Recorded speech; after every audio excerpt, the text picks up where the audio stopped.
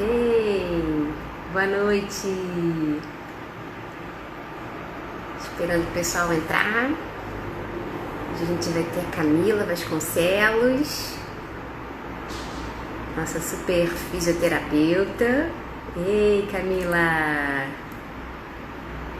Boa noite, pessoal. Vamos só esperar a Camila mandar o convite aqui para aceitar.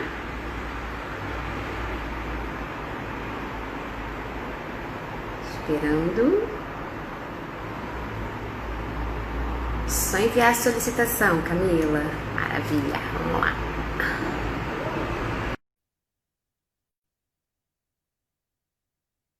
Vamos ver se entra.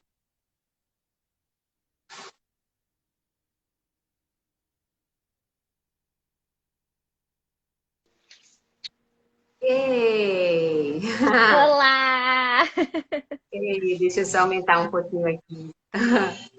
E Meu som tá aí? bom? Sim, sim. Você tá me ouvindo bem? Sim, sim. Ah, maravilha, maravilha. Que bom ter você aqui, Camila. Ah, nem fala. Alegria minha poder estar aqui também. Fico muito feliz por você ter aceito o convite. Como eu já venho falando nos encontros semanalmente com o pessoal, eu acho que esse momento de pandemia trouxe isso de positivo, né? A gente poder conversar com profissionais, trazer informações relevantes, que às vezes na correria do dia a dia, presencialmente, a gente não consegue, né? Conciliar tudo com as nossas demandas. E aí é muito bom, Verdade. assim, poder trazer pessoas como você, né? Eu trabalho especificamente com esporte adaptado, então trazer pessoas que têm uma vasta experiência e que podem contribuir com informações verdadeiras e relevantes, né? Se a gente pensar nas fake news, nos achismos também, no empirismo, então é super importante a gente conversar com pessoas que tenham, né, o conhecimento, que conheçam efetivamente a causa, né? Uhum. Então, enquanto o pessoal vai chegando, eu vou pedir então para você se apresentar, Camila, a sua formação, seu histórico de atuação, né, em algumas modalidades que eu sei, mas só para o pessoal poder conhecer melhor. E atualmente, o que você tem feito em termos de modalidades paradesportivas? Então, eu sou Camila Vasconcelos, sou fisioterapeuta, já formada há 10 anos. Esse ano eu completo 11 anos de formação. E atualmente eu tenho um pós também em medicina do esporte e atividade física. E já trabalhei no ramo aí desde que eu me formei, né? Eu tive a oportunidade de participar de alguns eventos esportivos, dentre eles o PAN, Parapan, Mundial de Judô. Então, assim, desde o início da minha graduação, eu entrei na fisioterapia, na verdade, pela vontade de trabalhar com o esporte. Eu já fui ex-atleta, eu não cheguei a competir, de ser federada e tudo mais, mas eu sempre gostei de esporte. Então, a busca na fisioterapia, na verdade, foi por problemas familiares, assim, algumas consequências familiares. A minha avó amputou uma perna, e aí acompanhei todo o processo, né, de adaptação de prótese, de como o dia a dia. O meu irmão também, quando criança, teve fratura de fêmur, então eu também acompanhei toda a fase de reabilitação dele, tanto na hidroterapia, que foi uma área que eu me encantei, realmente me apaixonei.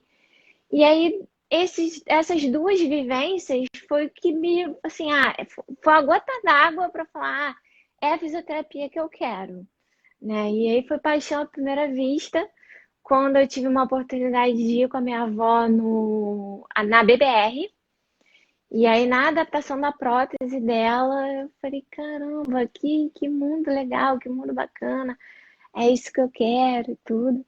Aí, ter essa vivência, né, durante o período da faculdade, durante o período da faculdade que eu participei do Pan-Americano e do Parapan-Americano, né, tive a oportunidade, durante os jogos lá, de trocar experiências com profissionais da área, né? No Parapan mais ainda, porque eu tive a oportunidade de ficar na área de atleta.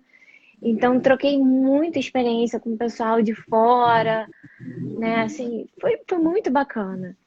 E aí, depois disso, eu tive a oportunidade também de participar dos Jogos Olímpicos e Paralímpicos, Rio 2016, aqui no Rio, né? Foi uma experiência master de estar participando em Olimpíada, em casa, né? O mundo estava aqui no Rio, né? E Realmente mais muito uma vez, sensacional, né? A gente nossa, demais. foi muito incrível.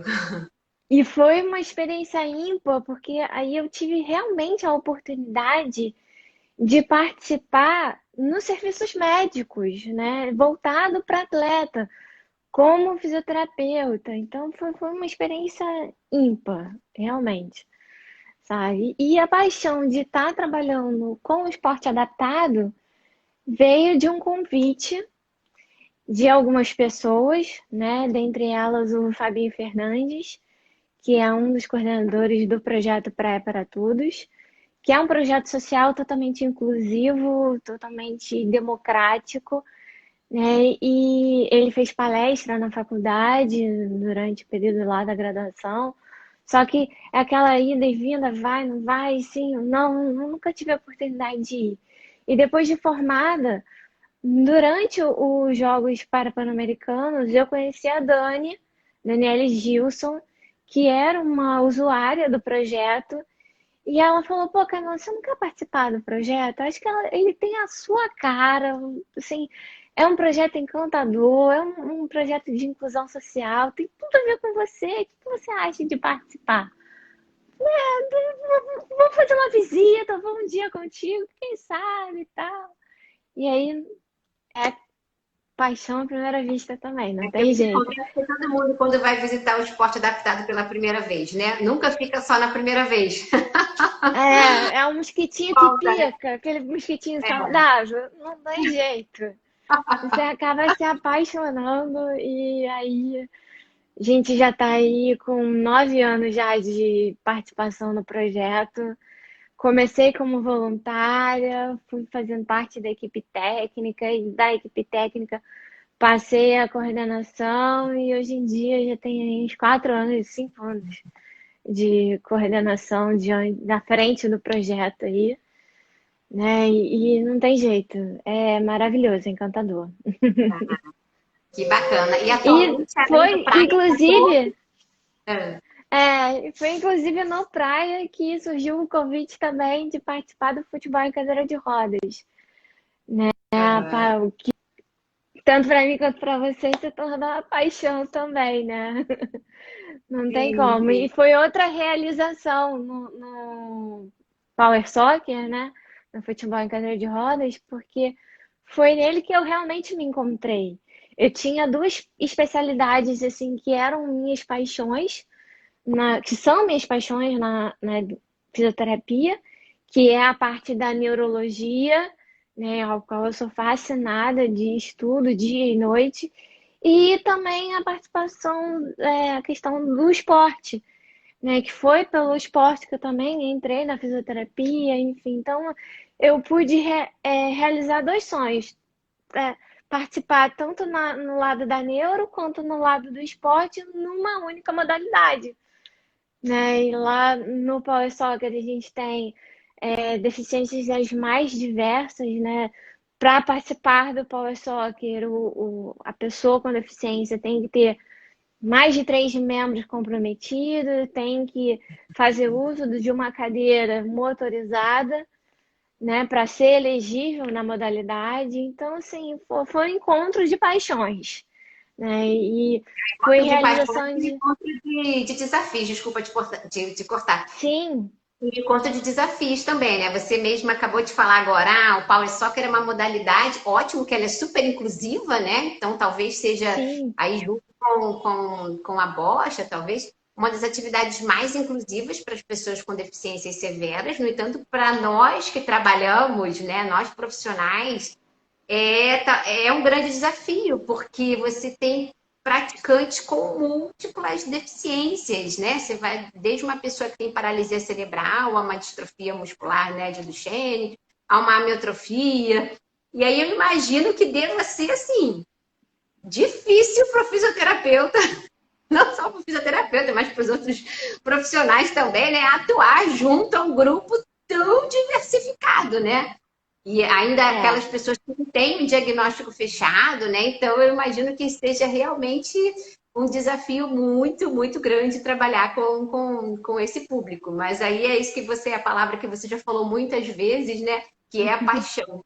Eu acho que tudo aquilo que envolve paixão, amor, né, pelo que a gente faz, isso facilita bastante, né, o nosso sim, trabalho, né?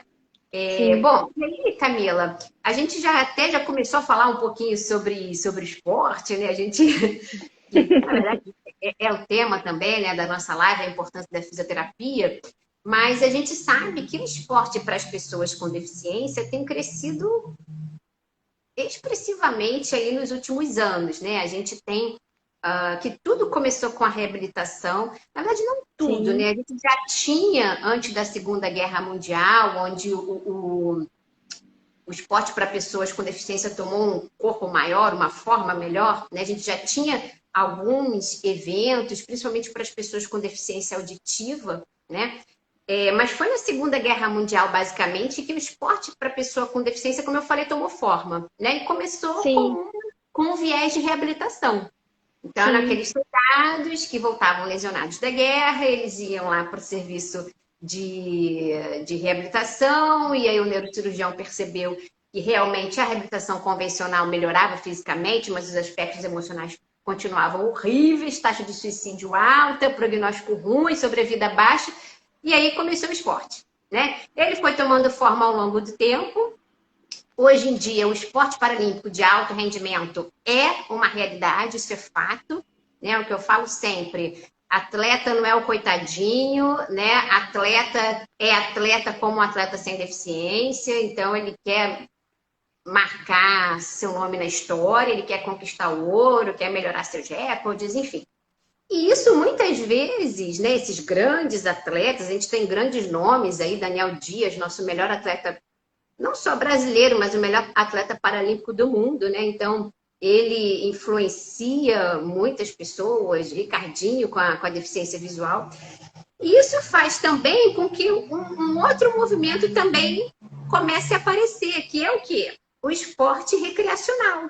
Né? Então, a gente tem também o esporte para pessoas com deficiência, com aquela pegada, com aquela carinha de vamos reabilitar, vamos socializar, vamos encontrar pessoas que têm deficiências com as nossas, né? Então, a gente tem hoje essas duas realidades, né? Então, tanto aquele esporte de alto rendimento que o atleta vai lá desculpa aí a expressão, mas vai pro palco, quer ganhar sua medalha, enfim, ele quer fazer seu nome, né?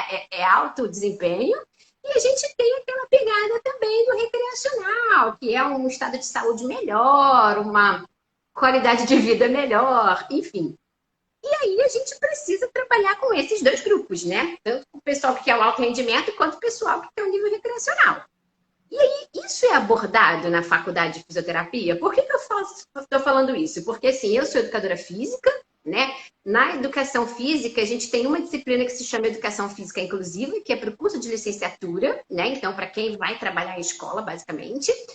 E é uma disciplina que é super curtinha, tem uma carga horária pequena, e a gente aborda, assim, educação física escolar. Agora, a gente não tem uma abordagem, pelo menos assim, eu, como professora da disciplina, eu faço até abordagem, mas obviamente não consigo abordar tudo, o esporte. Na fisioterapia, vocês passam por esse mesmo déficit que nós da educação física passamos? Vocês têm, assim, uma disciplina. Imagino que vocês tenham fisioterapia esportiva, mas existe uma sim. fisioterapia esportiva voltada para o esporte adaptado? Como Hum, que. E aí, bom, já disse que não, e aí como é que Não. vocês se viram aí nos 30 para atender esse pessoal, entender as demandas, enfim, como que isso é feito? Assim, tanto na parte recreacional quanto na parte competitiva, você tem que ter uma certa capacitação para poder trabalhar com o meio. Porque Aham. diante de tantas deficientes, diante de tantas especificidades, você tem, por mais que você não queira, assim, não tenha noção, você acaba passando por alguma capacitação. Até nos projetos sociais mesmo, no próprio Praia, às vezes, para você ter uma equipe, seja de voluntários, seja equipe técnica, a gente realiza a capacitação dessas pessoas e desses profissionais, né? Então, assim, na fisioterapia esportiva e adaptada, a gente tem esse olhar por conta desses pacientes que a gente encontra na clínica, né? Na parte de reabilitação, você já conhece algumas demandas desses atletas, dessas pessoas, e aí você vê essas especificidades. Então, diante disso, você já começa a conhecer um pouco cada pessoa. Porém, no esporte, e dependendo do esporte, qual seja ele, o esporte exige da pessoa algumas adaptações. Então, tem a demanda de adaptação da cadeira, tem a demanda de adaptação da prótese para poder estar participando da modalidade, né? No atletismo, existem variáveis classes funcionais e cada classe funcional tem a sua adaptação. Na natação, também, cada classe funcional existe a sua demanda de classificação, de adaptação. Então, Ainda tem os assim, estilos também, né? Quando a gente fala em natação, ainda tem os estilos. Não bastasse as classificações funcionais, ainda tem exatamente, variáveis. exatamente. Então, assim, cabe ao profissional também buscar isso, né? Na faculdade a gente não tem isso. A gente tem isso, pelo menos na minha formação, eu não sei quanto a grade curricular agora. Se já existe alguma disciplina eletiva, se já existe alguma coisa voltada para isso, né? Eu vou voltar para a academia agora na educação física, então eu vou tentar buscar também ver.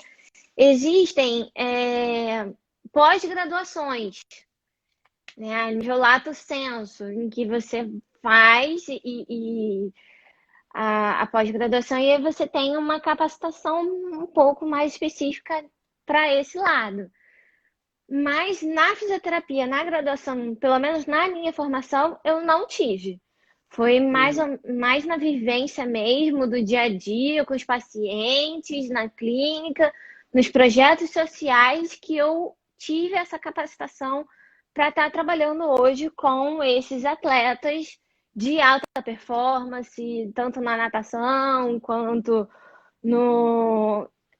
Eu já tive algumas procuras também de atletas de paracanoagem que queriam uma assessoria a nível de fisioterapia, né? E no próprio Power Soccer, foi no dia a dia mesmo, na dificuldade de cada atleta. Ah, eu preciso disso, ah, eu preciso daquilo. E no dia a dia ali Ou que a gente foi seja, buscando. a nossa melhor formação é a nossa prática, né? É o dia a dia. É o que a gente Exatamente. é o que a gente vivencia na educação física. E uma outra questão também que eu ressalto é que não basta ter o indivíduo ter uma deficiência.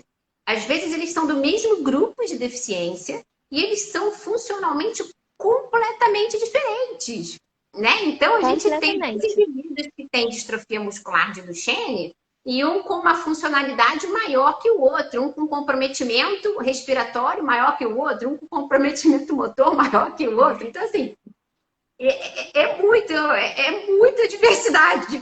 Então, realmente é complexo e até a Tereza perguntou aqui, deixa eu levantar aqui de novo a pergunta. Quais são os atributos ou as competências, ou calma aí que a pergunta sumiu.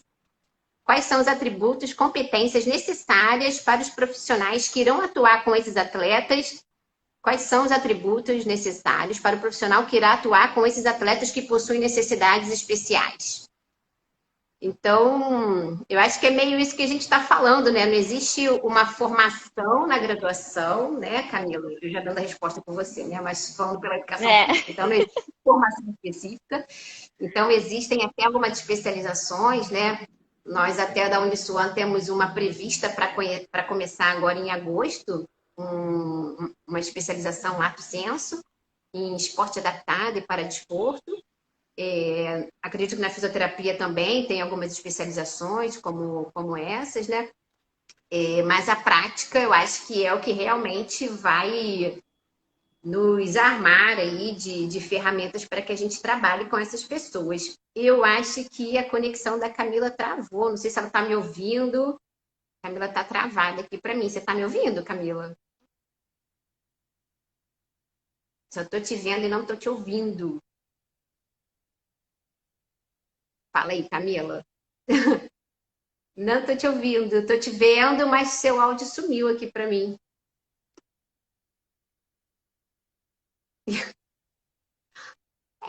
Assim, estou te vendo normalmente, mas acho que sua imagem tinha congelado primeiro e agora estou te vendo bem, mas não estou te ouvindo.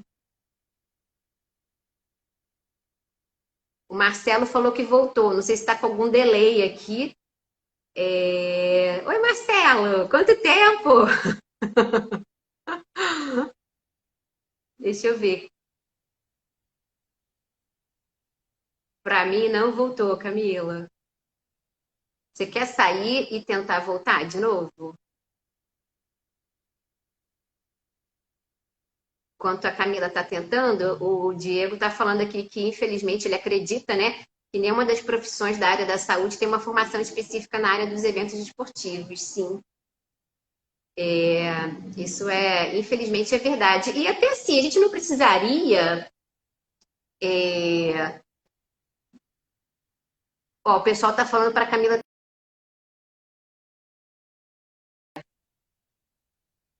Saiu. Bom, então, enquanto Camila vai tentando, assim, pegando a observação do Diego, deixa eu só aceitar aqui, peraí. Deixa eu ver, já aceitei aqui. Então, pegando a observação do Diego, a gente não precisaria nem, de repente, ter uma disciplina muito grande voltada, assim, para as pessoas com deficiência, para o esporte adaptado. Bastaria a gente inserir... Oh, voltou. Deixa eu só concluir então aqui rapidinho. Então, bastaria a gente incluir a pessoa com deficiência, o esporte da pessoa com deficiência em outras disciplinas. Por exemplo, fisiologia do exercício. Eu poderia ter na fisiologia do exercício uma abordagem direta para as pessoas com deficiência. Eu tenho essa sorte que eu sou professora de fisiologia do exercício também, então nas minhas aulas eu abordo as pessoas com deficiência. Mas cinesiologia, então vamos falar da cinesiologia da pessoa com deficiência também, biomecânica da pessoa com deficiência também. Então isso já ajudaria, né, a minimizar um pouco, né, essa questão dessa carga horária pequena, mas que ainda assim não supriria as nossas necessidades diárias, né, como nós falamos aqui já várias vezes, né, então cada atleta é único, né, se cada ser é único, né, então cada atleta com a sua característica, com a sua demanda, com a sua deficiência vai ser mais específico ainda. Mas que bom que você voltou, Camila, tá me ouvindo bem? Sim.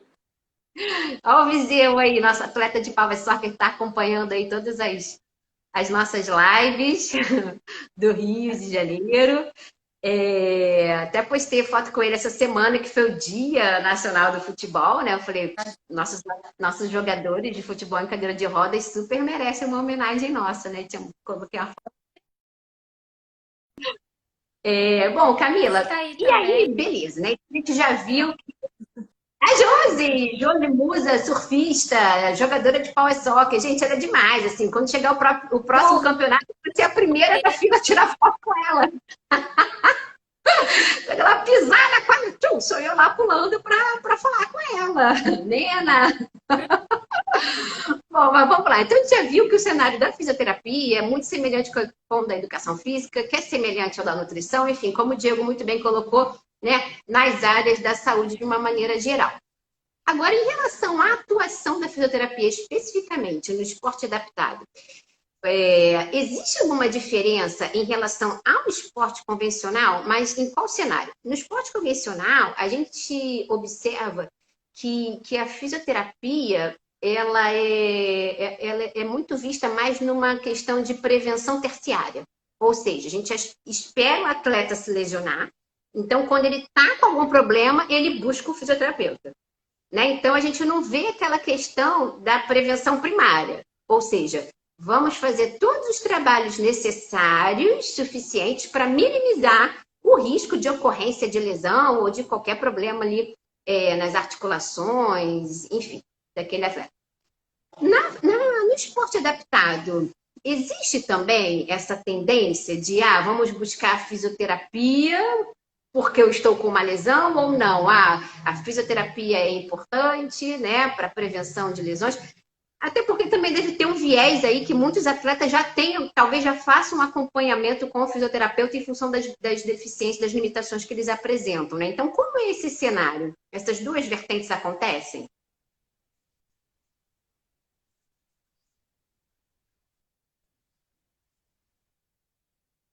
Não sei falar Libras, não sei. Então, eu falo até do próprio futebol. Atualmente eu tô trabalhando. Não tá ouvindo? Voltou, tô ouvindo, agora sim. Tô? Sim, Voltou ou não voltou? Tá me voltou. ouvindo? Sim, sim. Sim? Beleza, então. Atualmente, eu tô trabalhando com um futebol convencional, né? Então, no futebol convencional, eu trabalho num time de terceira divisão, que é o Queimados Futebol Clube. Voltou? Sim. Tá falhando bastante, Camila. Tá bem instável. Assim, a gente está com um Voltou, delay beleza. na sua voz em Então relação tá. Então ao vamos som. lá. E além disso, o som tá meio Eu, picotando. eu tenho a oportunidade de estar trabalhando com as duas vertentes, tanto na cadeira de rodas quanto no futebol convencional. Né? A gente vê, pelo menos. Ai, meu Deus.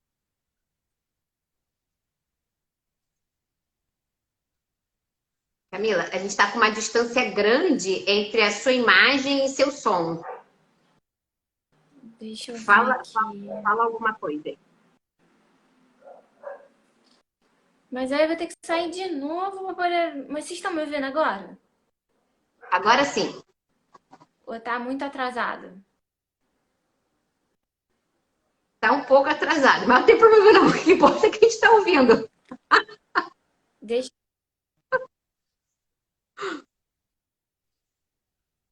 Agora estão falando para tirar o fone. Tira o fone. Agora parou mesmo. Agora tá bem. Agora não estou ouvindo nada. Tá me ouvindo agora? Agora sim. Agora sim. Tá falando do futebol. Sim, que você está na terceira divisão com uma equipe, né? Queimados, não é isso? Voltou? Sim, agora voltou.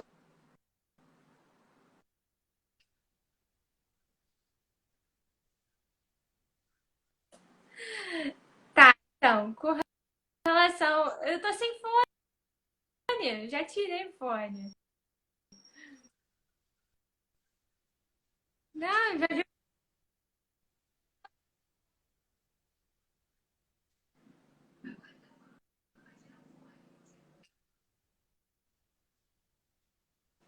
Então, vamos lá.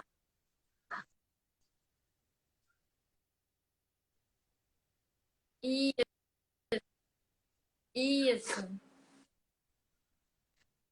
Eu- Camila, eu não, assim, E o aí, pessoal nesse está escrevendo time, agora sim, mas a gente tá eu fazendo não um tô trabalho de ouvindo. prevenção. Né? A ideia é fazer um trabalho de prevenção com os atletas. Camila, eu não sei se você está me ouvindo. Você quer sair e Para que voltar de novo? eles não tenham. Bom, vamos lá. Então, vamos esperar a Camila voltar, que ela está com esse problema aí de conexão. Esperar ela enviar aqui o convite para mim. O professor José Fernandes entrou. Deixa eu falar de você ainda há pouco, professor. Que honra. Então, a gente está conversando sobre a importância da fisioterapia no esporte adaptado. E aí a Camila vai falar com a gente sobre como é esse cenário, né? Se tal como a gente observa muito no esporte convencional, a fisioterapia acaba tendo uma vertente de prevenção terciária, ou seja, no esporte convencional a gente percebe que isso é muito comum. Então, um atleta se lesiona e aí ele busca o tratamento com a fisioterapia. Deixa eu aceitar aqui o convite. E aí então, eu perguntei para ela se isso também é comum no esporte adaptado. Já aceitei, vamos ver a Camila entrar aqui. Se isso acontece também. Ah, agora a Camila voltou. Vamos ver. Agora ouvindo. É. Então, vamos lá. Eu estava falando sobre o futebol. Isso, que você está lá na equipe da terceira divisão. Isso. E aí, uma... Deixa eu só falar aqui, o professor Brandão defendeu o doutorado hoje, por isso que a gente tinha falado de você ainda há pouco, ele estava falando comigo que defendeu, ele está até mandando aqui um link, eu acho que é para assistir alguma coisa de defesa, sei lá. Tava dando os parabéns para ele. Mais um doutor, já dei parabéns para o doutor Ivaldo Brandão. Muito bom. Quando acabar. Eu estava faltando uns 5 minutos para começar com a Camila e ele me mandou a mensagem. Eu falei, eu vou entrar numa live e já falo com você, mas já dei os parabéns para ele. Muito bom. Mais um doutor. Então, e aí, trabalhando lá no futebol, né, no Queimadas, a gente tem essa visão de estar trabalhando no enfoque da prevenção, né? Junto ao preparador físico, junto ao técnico e ao auxiliar, de estar tendo essa visão de trabalhar sempre com intensidade, sim, é bacana, é importante para estar trabalhando com a resistência do atleta, mas caso ele sinta alguma fisgada, alguma coisa durante a atividade física que é de alta intensidade, que ele pare, procure o serviço de fisioterapia para a gente estar realizando o tratamento com enfoque na prevenção. E no esporte adaptado, não existe essa... a nível de... Não existia, né? Pelo menos até há 2 anos atrás, quando eu comecei realmente a trabalhar com outras modalidades, além do futebol em cadeira de rodas, não existia essa questão da prevenção. Existia o enfoque, sim, da recuperação. O atleta lesionado vai lá, procura o serviço de fisioterapia, fica aí os seus 2, 3 meses afastado e depois volta com gás para a competição. Especificamente agora, a partir desse ano, durante esse período de isolamento, eu tive a oportunidade, né? Eu estou tendo a oportunidade, junto ao Marcelo Cardoso, que é um para-atleta de natação, que está aí acompanhando a live junto com a gente, de estar trabalhando com ele no enfoque de treinamento funcional da prevenção de lesão. Então, durante esse período de isolamento, a gente está, eu junto com toda a minha equipe, né, a gente está realizando algumas teleconsultas em que a gente busca mostrar para ele o quanto é importante o treinamento funcional, sem carga excessiva, justamente com a carga do próprio corpo, ele realiza exercícios com enfoque do gestual motor dele, que é o gestual esportivo, do qual ele realiza. Então, voltado para a natação, quais são os movimentos que ele realiza e que possivelmente podem ocasionar lesões? Aí ele vai, realiza, e a gente tenta fazer exercícios específicos para aquela modalidade e específicos para aquele nado dele. Uhum. Tanto não só na natação, como no futebol também. Existe todo um treinamento funcional pré-jogo, pré-coletivo, em que a gente busca mostrar no atleta, para o jogador, o quão é importante ele conhecer o próprio corpo. Então, a gente faz muito treinamento de core, que é todos os exercícios voltados para o assoalho pélvico, né? Tanto na natação quanto no futebol. base do assoalho pélvico é o eixo do nosso corpo. Se a gente não tem conhecimento de que movimentos e quais exercícios que a gente pode estar trabalhando nesse padrão muscular, né, nesse grupamento muscular, a gente não consegue realizar muita coisa. Então, a gente tenta sempre buscar a mostrar para o atleta o quão é importante o conhecimento do próprio corpo. Essa conscientização é fundamental, né? E Sim. conhecer os seus limites, suas possibilidades, né? Isso é muito importante. E não deixar chegar, como a gente vê muitos casos de muitos atletas, né? Chega uma lesão, às vezes chega numa lesão num nível aí muito alto, muito grave, não sei qual é a terminologia correta aí, não sou fisioterapeuta, mas numa situação que realmente a recuperação ela vai ser mais crônica, né? Ela vai demandar um tempo maior e ao mesmo tempo aquele atleta quer competir, às vezes tem pressão aí de patrocínio, né? Tem aquela competição que ele se preparou a vida inteira para estar lá e aparece aquela lesão, então muitas vezes não recupera adequadamente, vai participar da competição e aquele quadro fica cada vez mais crônico, né? Fica cada vez pior. Por isso esse trabalho importante aí da prevenção primária, né? Então, como você muito bem falou, né? Então, mostrar a conscientização corporal, né? Perceber o movimento. Então, todo esse trabalho aí realmente é muito importante. E aí, quais são as principais barreiras, Camila, que você acha que a fisioterapia para a pessoa com deficiência, para o atleta com deficiência encontra?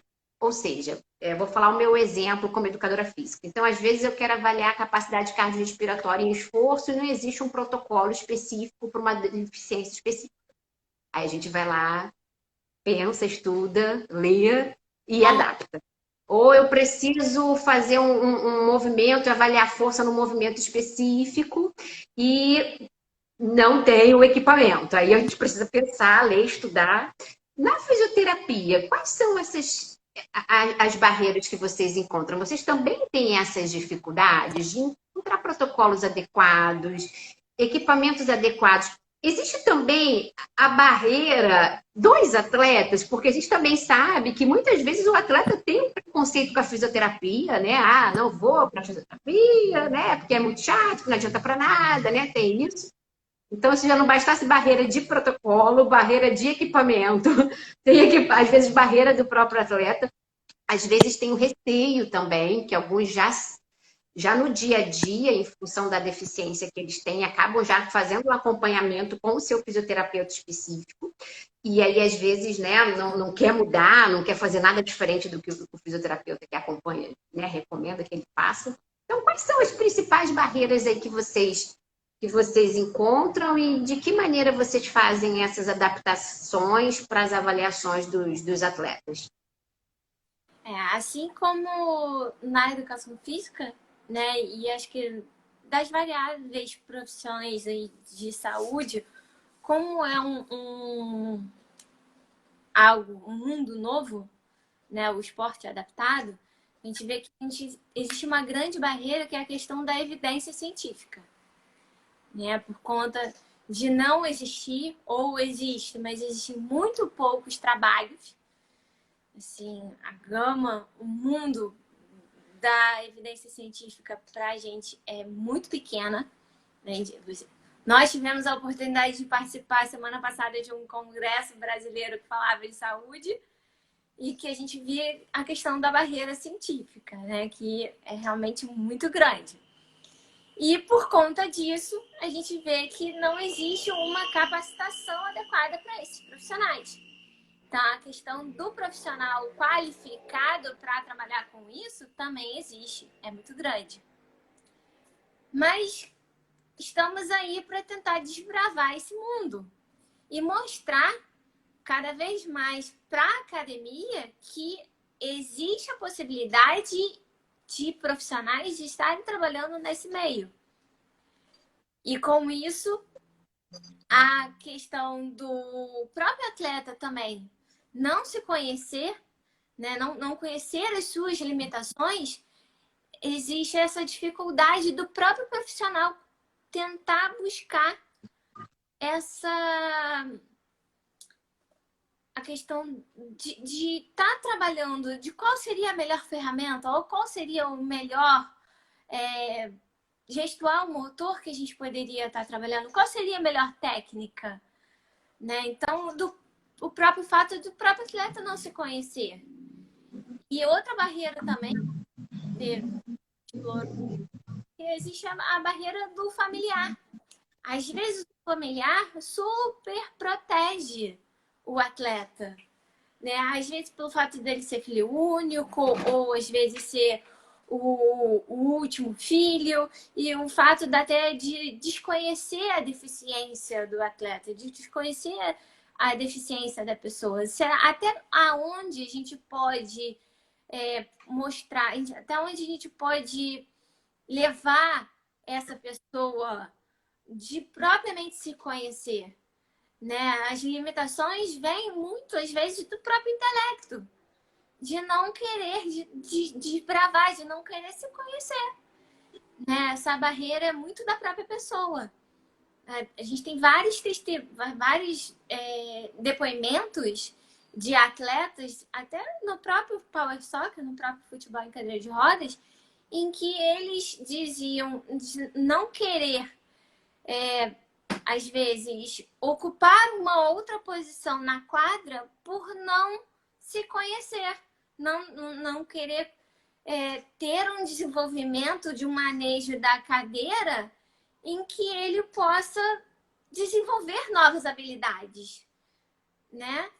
Então, a gente sempre busca isso também, enquanto profissional, fazendo parte da comissão, mostrar para o atleta o quanto de habilidade ele pode desempenhar.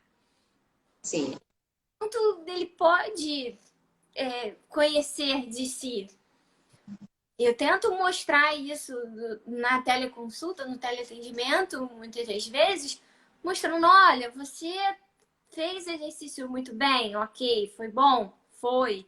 Mas será que se você fizer para o lado contrário, colocando o pé apoiado numa determinada área ou numa angulação diferente, será que você não consegue realizar?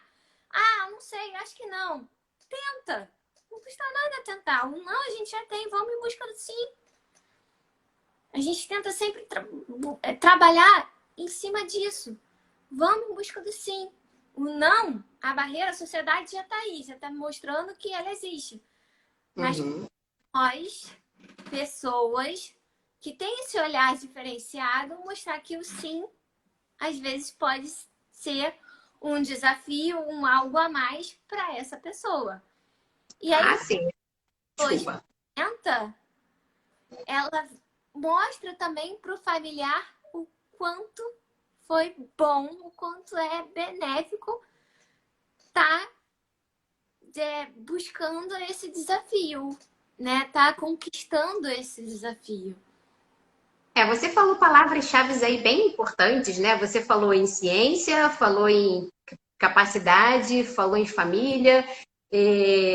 Então, por isso que eu apoio sempre a realização de pesquisas científicas, porque muitas vezes a barreira, né, da pessoa não dar início a uma prática esportiva é o desconhecimento.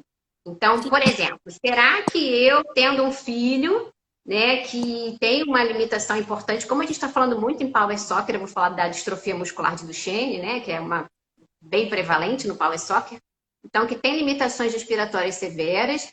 E aí, para aquele familiar, né, para aquele pai, para aquela mãe, né, isso pode soar uma certa estranheza. E acho que a conexão da Camila caiu de novo. Vamos ver se ela volta. Então, pode causar para a família uma certa estranheza, né? Ou uma insegurança do tipo, poxa, meu filho já tem uma série de limitações, então será que eu vou expor a uma prática de esportes? Então, será que é inseguro? Será que ele vai se sentir bem? Será que ele pode ter alguma intercorrência? Então, quem vai mostrar isso? No dia a dia, a gente observa, né, em campeonatos, treinamentos, que eles jogam, não passam mal, ficam bem, né? A gente tem os dois últimos campeonatos, quer dizer, não os dois últimos, que de 2019, eu não sei dessas informações, Mas em 2017, 2018, o campeonato aconteceu aqui no Rio de Janeiro e a gente não teve problemas, né, de lesões, a gente não teve atletas com intercorrências graves, ou seja, mostrando que é uma prática segura. Isso a gente sabe porque nós estávamos ali, né? Mas para quem não está ali, como vai saber disso? Por meio da realização de pesquisas e divulgação desses resultados. Né? Então, é extremamente importante a gente recolher essas evidências científicas para mostrar que é uma prática segura, para mostrar que indivíduos com limitações severas podem dar início a uma prática esportiva e que, portanto, né, venham por essa prática. Acho que a Camila está tentando conectar aqui ainda, e aí, enquanto ela está tentando, a Tereza perguntou: é verdade ou mito que em alguns casos atletas participam de competição sentindo dor? Camila, quer responder? Está ouvindo? Mas eu posso falar que ano passado eu corri a maratona com uma semifratura no pé, sentindo muito dor. Não sou atleta não, tá? Não de alto rendimento, mas eu me exercito muito frequentemente sentindo muita dor articular, principalmente quando os treinos da maratona começam. Então, assim, atleta e dor, infelizmente, são duas coisas que às vezes acabam caminhando juntos, né?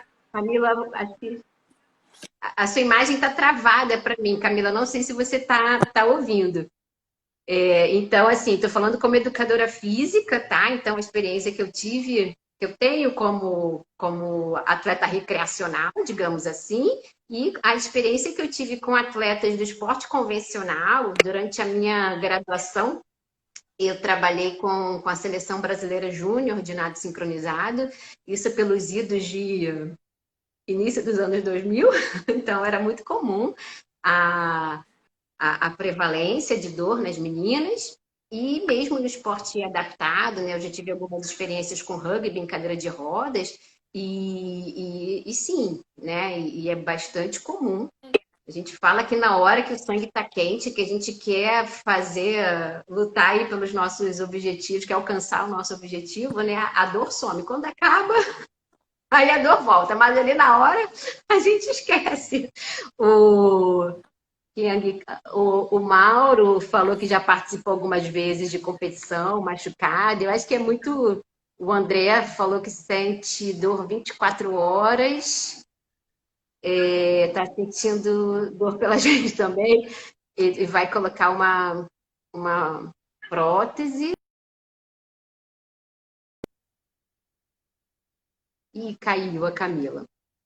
Enfim, e aí o Roberto, aqui da equipe 15, ressaltou que nós precisamos de mais estudos nessa área. Isso aí é fato, né? Se a gente pensa assim, que se no esporte convencional, né, que já é mais estruturado, já existe, obviamente, aí há mais tempo o esporte paralímpico, o esporte para pessoas com deficiência, como a gente começou a falar no início da live, começou a tomar forma lá na Segunda Guerra Mundial. Em 1960, a gente teve os primeiros Jogos, deixa eu citar o convite aqui da Camila, a gente teve os primeiros Jogos Paralímpicos, né? Então, é um fenômeno que é literalmente um fenômeno, só que muito recente. Então, o que de fato a gente conhece dessas pessoas? Muito pouco. E já que a gente está puxando a bola literalmente para o futebol em cadeira de rodas, essa modalidade chegou aqui no Brasil em 2011. Então, ano que vem, a gente vai ter 10 anos de modalidade aqui no Brasil, né? Então, é um fenômeno muito recente. E além de ser muito recente, né, como a gente falou ainda há pouco, as pessoas que participam também são muito diferentes, né? Então, realmente, muitos estudos são importantes, são necessários. O Roberto, aqui da equipe 15, está perguntando qual a proporção de estudos para os esportes olímpicos quando comparado com os paralímpicos. Eu não sei exatamente de cabeça. Estou aceitando, Camila. Estou aceitando, está falando que não está. Manda de novo aqui o convite. Eu aceitei e falou que estava. Que estava aceitando. Peraí. É,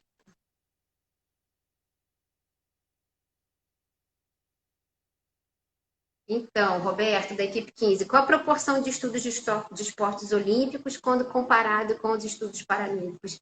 Eu agora não vou saber de cabeça, até semana passada eu até tinha esse dado, não de cabeça, estava cola no slide, nesse congresso que a Camila comentou, né, que a gente teve a oportunidade de participar, o Congresso Brasileiro de Futebol em Cadeira de Rodas, e aí a gente tem uma proporção de 1 para 5, 1 para 4, mais ou menos. Então, realmente, o número é muito pequeno. Mas você está mandando, Camila, o convite? Porque não está chegando para mim. Espera aí. Vê se agora... Eu agora mandei uma... acho que agora vai entrar. E... Hey! Voltou!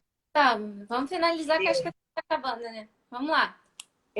Mas aí só para complementar o que eu estava falando, né, daquelas palavras importantes que você falou, ciência, ciência, atleta, família. Então, é muito importante a realização, né, dos estudos, porque, obviamente, a gente não pensa só na melhoria do rendimento do atleta de alto rendimento, mas a gente pensa também na possibilidade de trazer atletas, né? Que muitas vezes, como você bem falou, né, da superproteção familiar, isso é fato, né? Principalmente quando a gente tem atletas com deficiências severas. E que, assim, de uma certa maneira, eu como mãe entendo completamente essa superproteção. Então, você tem um filho, você sabe que ele tem uma expectativa de vida menor do que as pessoas que não têm a deficiência, você sabe que ele tem limitações importantes. Então, eu entendo, de uma certa maneira, essa superproteção, né? Mas a gente precisa desmistificar ou mostrar, na verdade, que a prática esportiva vai contribuir para a melhora do prognóstico, para o aumento da sobrevida, né? Então, não vai ser algo ruim, pelo contrário, vai ser algo que vai agregar lá para o estado geral de saúde. Eu acho que a Camila, a conexão travou de novo. Não sei se ela tá me ouvindo.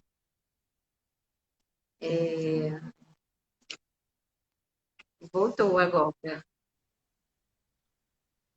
E aí, então, não sei se acho que travou de novo.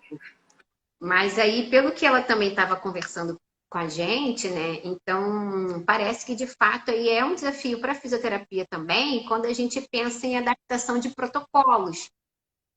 Né? Então, às vezes, você quer medir alguma variável, algum desfecho, né? Que você tem um protocolo específico, um equipamento específico. Vou dar um exemplo. Laboratório, por exemplo, que só tem esteira, como que eu vou adaptar?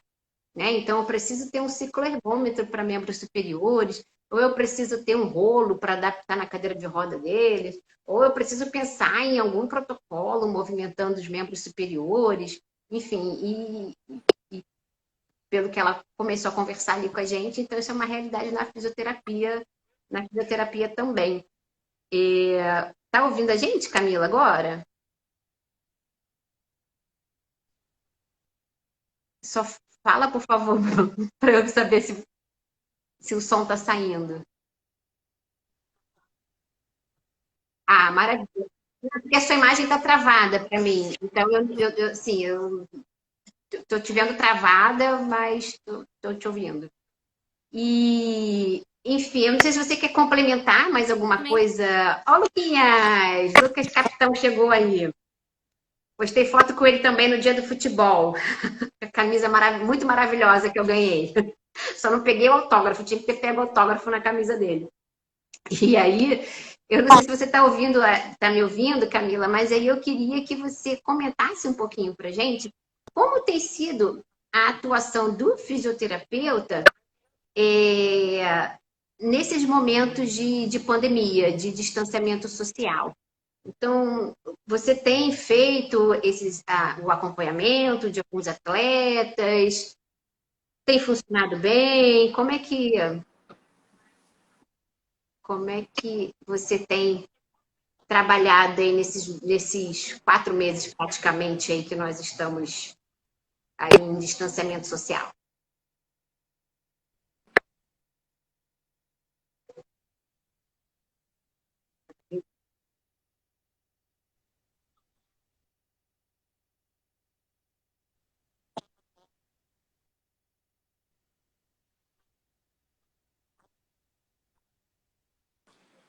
Em período, eu comecei, na verdade, de uma...